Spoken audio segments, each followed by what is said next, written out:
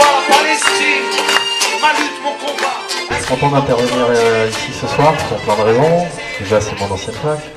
Voilà, où j'ai étudié et enseigné jusqu'à ce que l'administration décide que la plaisanterie était finie. Deuxièmement, parce que de toute évidence, la réunion de ce soir est autorisée, ce qui est plutôt une bonne nouvelle.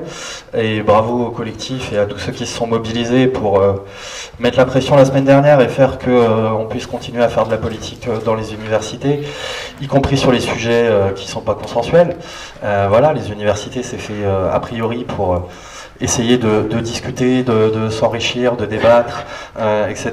Et pas juste pour digérer, consommer du savoir prémâché. Troisième raison pour laquelle je suis content d'intervenir, c'est d'intervenir juste après ce que vous venez d'entendre, parce que ça va me permettre d'éviter de dire un certain nombre de choses qui ont été très bien dites juste avant. Et d'aller un peu, on va dire, dans le dur, quoi, dans le vif du sujet, à partir de ce qui a été dit précédemment. Et je vais commencer par une petite citation que j'aime beaucoup de Zev Sternel. Je ne sais pas si vous connaissez, c'est un historien israélien, spécialiste réputé internationalement de l'extrême droite et du ou des fascismes. Zev Sternel écrivait dans le Haaretz, donc quotidien israélien, en novembre 2013, je cite, « La droite israélienne, du Likoud à Israël Beitenu, en passant par Abad Yehoudi, est très à droite du Front National de Marine Le Pen. Comparée à la plupart des membres du gouvernement et de la Knesset, donc le Parlement israélien, Marine Le Pen ressemble à une dangereuse gauchiste. » Donc, c'est signé Zev Sternel, qui est donc, je dis bien, un historien israélien en poste en Israël, spécialiste reconnu internationalement depuis des décennies, de l'extrême droite et du fascisme. Je dis ça non pas pour dire qu'il faut boire les paroles de Zev Sternel et considérer qu'il y a un argument d'autorité et que donc, voilà, mais pour dire que voilà le genre de choses qu'on peut entendre et lire en Israël même. Voilà. Et c'est marrant parce qu'on peut l'entendre et le lire et le dire en Israël même, mais c'est beaucoup plus compliqué de le dire en France, ce genre de choses. Vous avez remarqué qu'il y a les élections israéliennes c'est demain. Je ne sais pas si vous avez suivi, mais il y a eu un certain nombre de sujets, de reportages, etc. qui ont été écrits, dans lesquels on apprend notamment qu'on aurait la droite, donc c'est Netanyahou, et puis le centre. Le centre qui serait constitué de l'ancien parti travailliste et d'un ancien parti qui s'appelle Kadima. Le centre étant notamment incarné dans la personne de Tzipi Livni. Pour les gens qui ont un tout petit peu de mémoire, c'est quand même assez flippant qu'aujourd'hui on nous explique que Tzipi Livni c'est le centre. Tzipi Livni c'est la personne qui était la numéro 2 d'un individu qui s'appelle Ariel Sharon.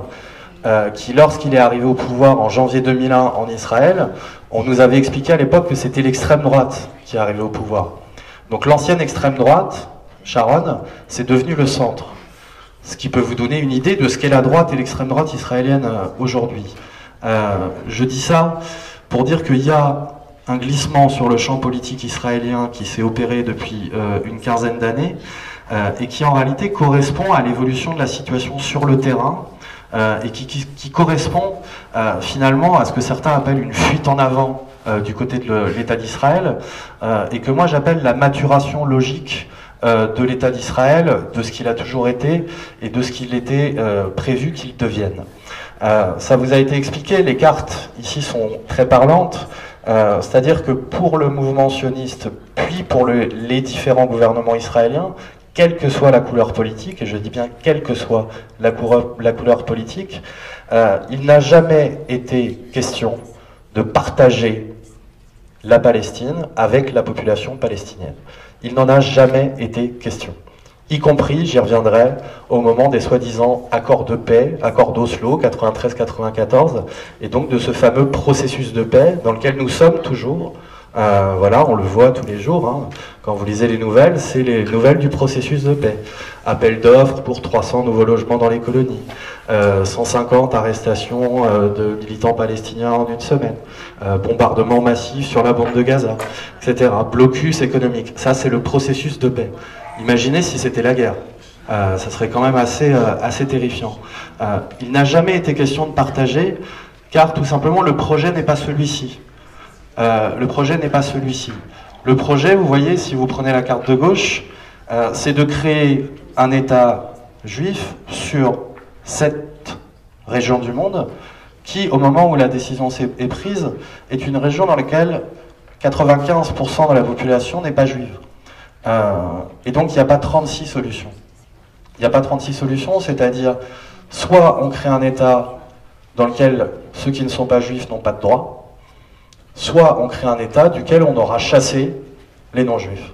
Et la politique israélienne, c'est une universitaire israélienne aussi, décédée il y a quelques années, qui s'appelle Tanya Reinhardt.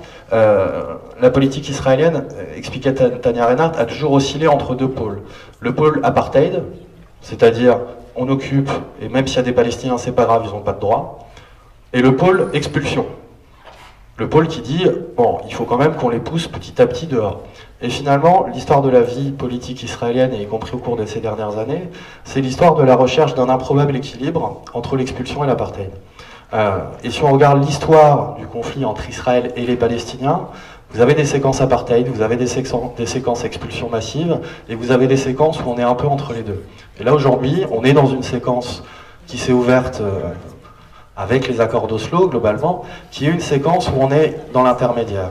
C'est-à-dire qu'il y a une administration de facto par l'État d'Israël de toute la Palestine, parce que les petits trucs verts, là, qu'on nous présente comme étant des zones autonomes palestiniennes, j'y reviendrai, mais il suffit de voir une carte pour comprendre que c'est tout sauf un État, ou tout sauf un futur État. Vous avez une administration de facto de tout ce qui s'appelait la Palestine, au sein de laquelle une partie de la population n'a pas de droit, parce qu'elle vit sous occupation militaire et sous un régime discriminatoire, et vous avez dans le même temps un processus d'expulsion lent, mais qui se poursuit. C'est-à-dire que si vous prenez une zone comme la vallée du Jourdain, tout à fait à l'ouest, depuis plusieurs années maintenant, vous avez une descente entre guillemets du nord au sud, où petit à petit les villages palestiniens sont nettoyés. Et quand je dis nettoyer, c'est l'armée qui arrive dans un village et qui dit vous avez 48 heures pour partir. Ceci est désormais une zone militaire. Vous avez le même type de processus aujourd'hui à Jérusalem, où vous avez tous les jours 2, 3, 5, 10 personnes qui sont expulsées. Ça peut paraître pas grand-chose, mais quand ça dure 30 ans, 40 ans, 50 ans, 60 ans, sur une région, la Cisjordanie, qui est grande comme la Corrèze, 6000 km², c'est-à-dire 100 km du nord au sud et 60 km d'est en ouest, comprenez bien que petit à petit, ça fait du monde. Et donc, on est toujours entre ces 2 pôles, et le pari, entre guillemets, des accords d'Oslo, était d'arriver à stabiliser la situation. Stabiliser une situation qui était devenue très instable, puisque, suite à l'expulsion de 1948, puis l'occupation de 1967, au terme de laquelle l'État d'Israël occupe 100% de la Palestine, l'État d'Israël était confronté à un dilemme, on va dire, structurel, qui était que l'État d'Israël avait conquis 100% de la Palestine. En 1967, il conquiert tout, plus quelques trucs annexes comme le Sinaï, le Golan, etc., etc. La guerre de 67, c'est une guerre qu'Israël présente comme une guerre défensive, mais au terme de laquelle Israël quadruple sa superficie, ce qui est un moyen comme un autre de se défendre, mais vous avouerez que bon, ça peut susciter l'hostilité chez les voisins.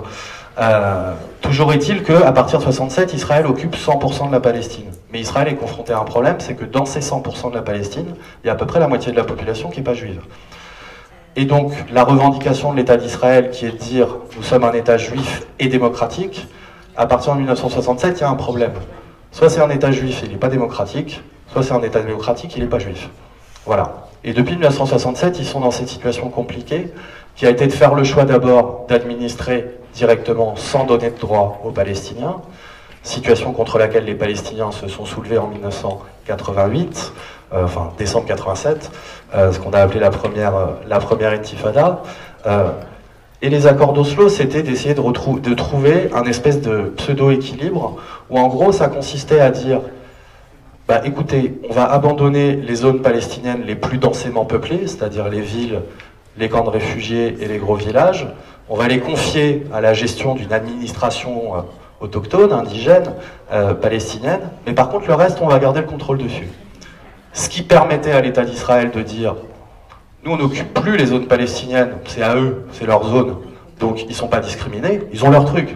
Ils ont leur administration, ils ont leur ministre, ils ont leur machin, tout en gardant le contrôle sur 90% quasiment de la Palestine historique. C'est-à-dire poursuivre le processus qui consiste à prendre la terre, mais pas ses habitants. C'est-à-dire en les cantonnant dans des petites zones qu'on a appelées gentiment les zones autonomes. C'est ce qui a été évoqué tout à l'heure.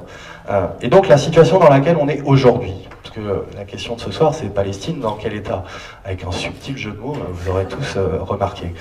En plus c'est moi qui ai proposé, donc j'assume le jeu de mots pourri.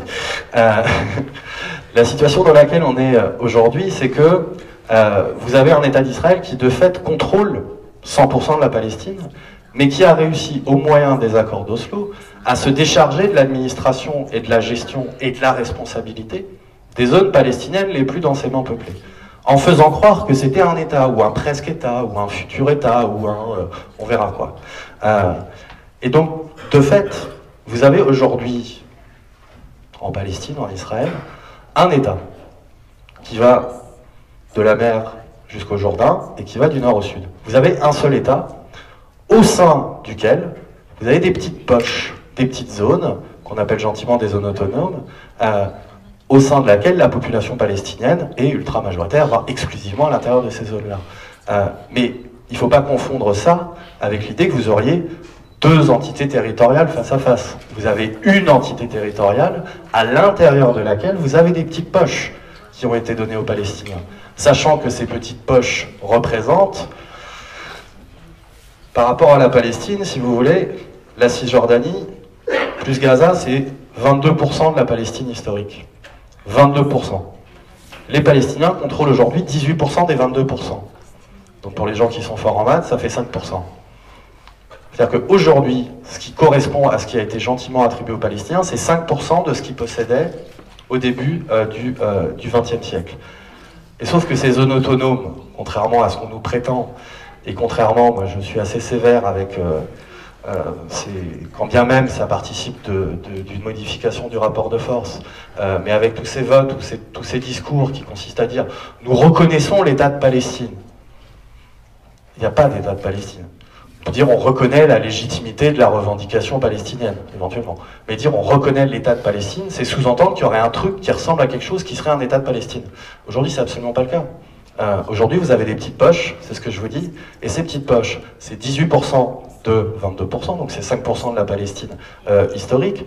C'est des petites poches qui sont isolées les unes des autres. Vous avez le cas de Gaza, c'est particulièrement marqué, parce qu'il y a le blocus, parce qu'il y a un mur autour, parce que si, j'allais dire si tu nages, mais bon, si tu pêches, et que tu t'éloignes trop, tu te fais dézinguer par la marine israélienne, et si tu essaies de sortir par le sud, il y a le camarade Sisi et son armée qui t'attend.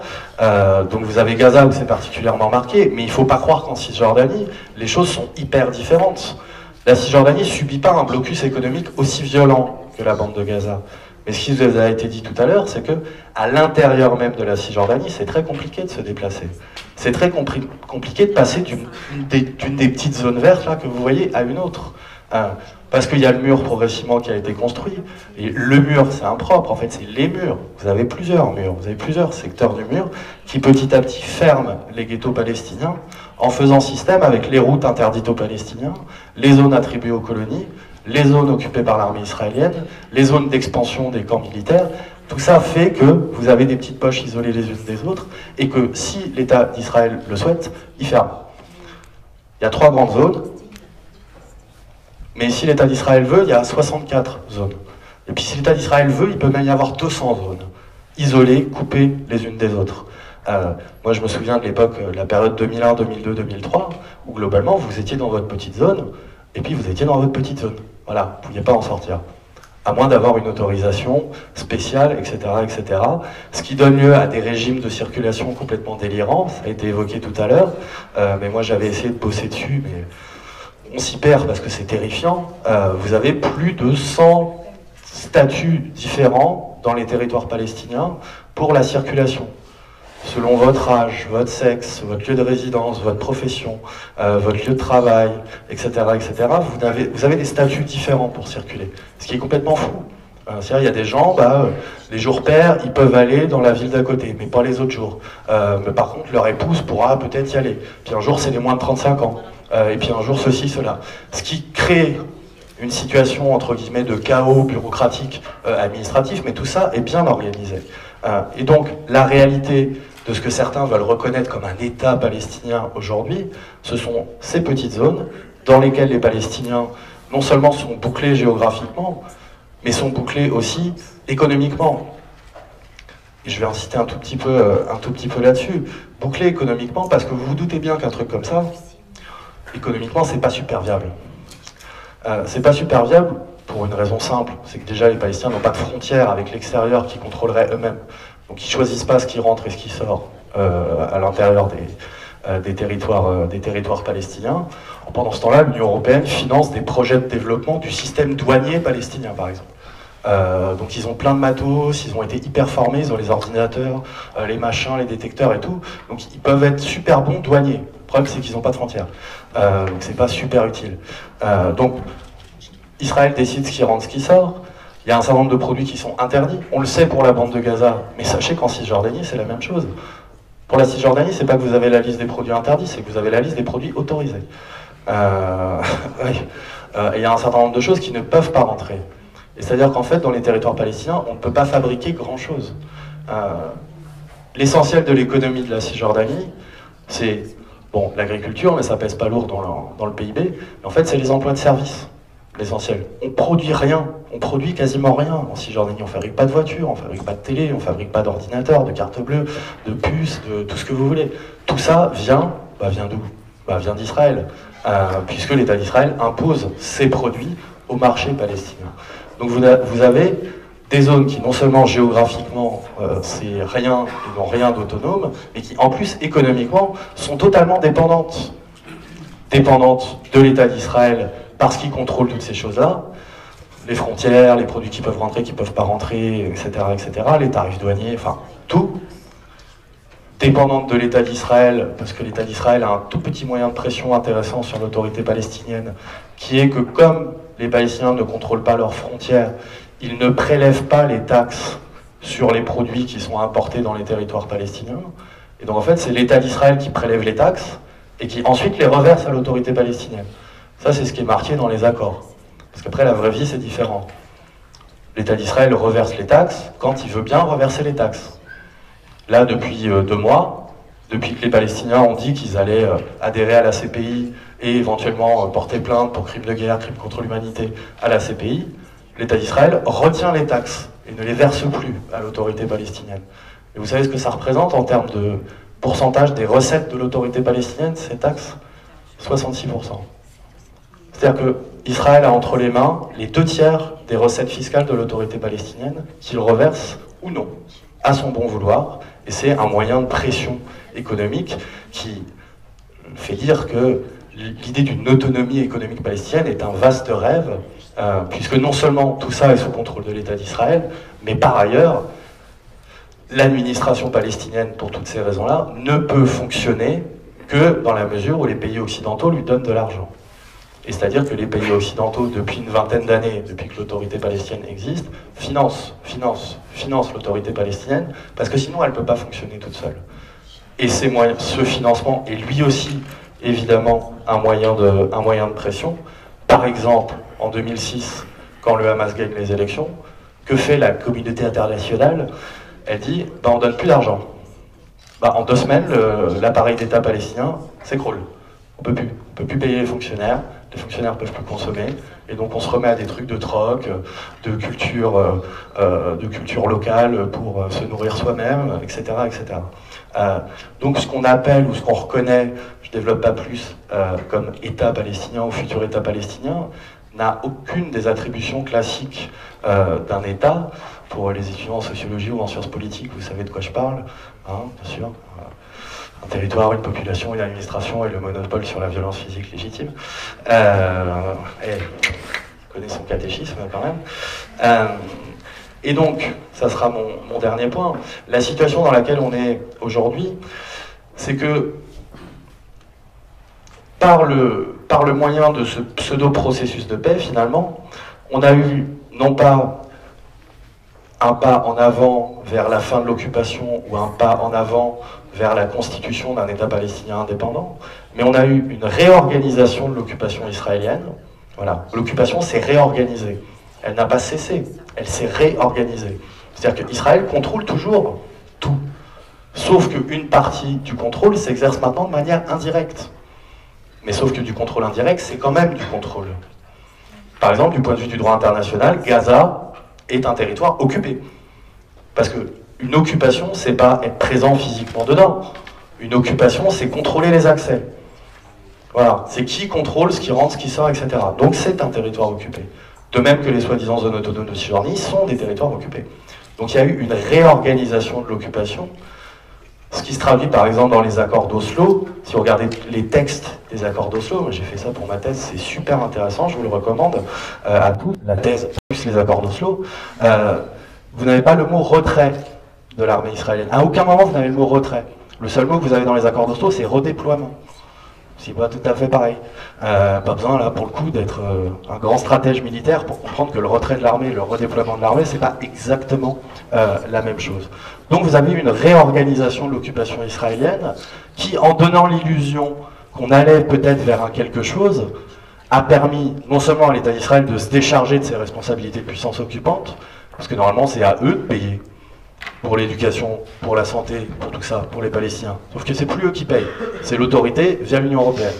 Donc c'est bien, nos impôts servent à financer l'occupation israélienne. Enfin, nos impôts, pour ceux qui en payent, mais après on en paye tous, hein, la TVA et autres. Donc vous avez eu ce truc de réorganisation, avec l'illusion qu'on allait vers quelque chose, qui a permis à l'État d'Israël de se décharger de ses responsabilités, et de poursuivre sa politique de colonisation. Parce que c'était la condition, entre guillemets, pour eux, pour poursuivre la politique de colonisation, c'est de dire, non, non, mais on fait ça, mais en même temps on négocie, c'est-à-dire que c'est pas définitif ce qu'on est en train de faire. On est en train de négocier avec les Palestiniens, on veut discuter avec eux, on veut les rencontrer, c'est super important. Nous, on est carrément dans le dialogue et tout. Par exemple, le ministre des Affaires étrangères, Avigdor Lieberman, qui la semaine dernière a déclaré, je cite, qu'il fallait décapiter les Arabes qui n'étaient pas loyaux à l'égard de l'État d'Israël. C'est une citation exacte, hein. C'est le ministre des Affaires étrangères israélien, c'est pas l'État islamique, hein. C'est lui. Ces gens-là disent, on veut discuter. Sauf qu'en fait, et je terminerai avec ça, finalement ce que ce soi-disant processus de paix a contribué à faire, c'est à donner l'illusion au niveau international qu'on allait vers une solution. Et que ce serait une solution avec deux États. Sauf que dans le même temps, l'État d'Israël poursuivait une politique qui empêchait qu'il y ait un État palestinien. Ce qui fait qu'aujourd'hui, on est dans cette situation assez baroque, qui est que plus ça va aller, plus ça va être du côté de l'État d'Israël qu'on va dire, si, il faut négocier pour avoir un État palestinien. Parce que tant qu'il y a cette illusion qui est maintenue, ils peuvent continuer leur politique de fait accompli. Ils peuvent continuer leur politique qui finalement vise à une seule chose, je vous l'ai dit tout à l'heure, prendre le plus de territoire avec le moins de Palestiniens possible dedans, en attendant, éventuellement, une nouvelle phase d'expulsion. Parce que c'est quelque chose qui n'est pas à exclure. Quand on voit la tronche du champ politique israélien aujourd'hui, quand on voit les déclarations des uns et des autres, quand on voit la politique qui mène sur le terrain, et quand on voit qu'Ariel Sharon serait au centre du champ politique israélien aujourd'hui, on peut avoir des inquiétudes sur la suite.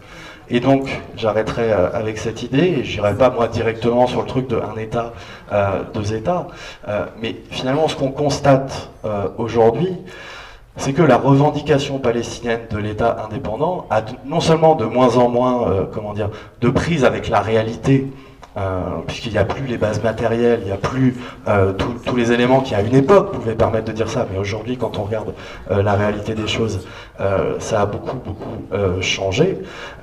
Donc non seulement cette revendication n'a plus la même signification que celle qu'elle pouvait avoir dans les années 70, au moment où elle a finalement été adoptée, mais en plus, cette revendication et le fait que la communauté internationale continue de dire il va y avoir un État palestinien bientôt, d'ailleurs on donne des sous, etc. Et le Premier ministre il est super fort, il fait des institutions costauds, et on forme des douaniers, on forme des machins, etc. Permet de donner l'illusion, en se dédouanant déjà de ses responsabilités politiques, Parce que l'Union européenne dit oui, bon, on n'arrive pas à convaincre l'État d'Israël, mais en même temps on aide les Palestiniens. Oui, mais les Palestiniens, ils veulent pas être aidés, ils veulent que leurs droits nationaux soient satisfaits. C'est pas exactement la même chose. C'est pas des individus avec des besoins, c'est un peuple avec des droits. Mais on arrive à maintenir cette illusion qu'on va vers quelque chose et que finalement on essaie d'agir, etc., etc. Et finalement, ce qui est en train de se passer dans les territoires palestiniens, mais on pourra y revenir dans la discussion, c'est que de plus en plus, le fait qu'il n'y a qu'un seul État et que c'est la réalité quotidienne des Palestiniens, s'est imposé aux Palestiniens. Et qu'aujourd'hui, le problème n'est plus de dire je veux un État indépendant, je veux avoir mes territoires, etc. Le problème est de dire je veux des droits et la liberté, quelle que soit la configuration dans laquelle ça se passe. Quelle que soit la configuration dans laquelle ça se passe. Et finalement, ça change les termes de la discussion sur l'État, sur les États, etc. Parce que non seulement la situation sur le terrain a changé, mais parce que l'expérience des 20 ans des accords d'Oslo a aussi convaincu toute une partie de la population palestinienne que on n'était pas en position de négocier avec l'État d'Israël et que tôt ou tard il faudrait imposer des choses et que pour imposer des choses ça impliquait des changements de stratégie tant sur le plan politique que sur le plan de la construction du mouvement national palestinien et de sortir évidemment de cette logique complètement folle de la négociation entre le fort et le faible avec comme arbitre l'entraîneur du fort. Voilà, et c'est petit à petit à ça qu'on est en train d'assister, et c'est sur les discussions un État, deux États, trois États, pourquoi pas, finalement c'est toutes ces questions-là qui se posent et qui ont des implications, je pense, aussi pour tous ceux qui se pensent solidaires des Palestiniens et qui veulent faire quelque chose, non pas pour les aider, mais pour leur permettre d'exercer leur droit à l'autodétermination. C'est pas la même chose. Et jusqu'au bout des doigts, Palestine, ma lutte, mon combat, inscrit dans mon code génétique, Roléa, un Al Jazeera, la résistance est en moi, à ma je le suis, et jusqu'au bout des doigts.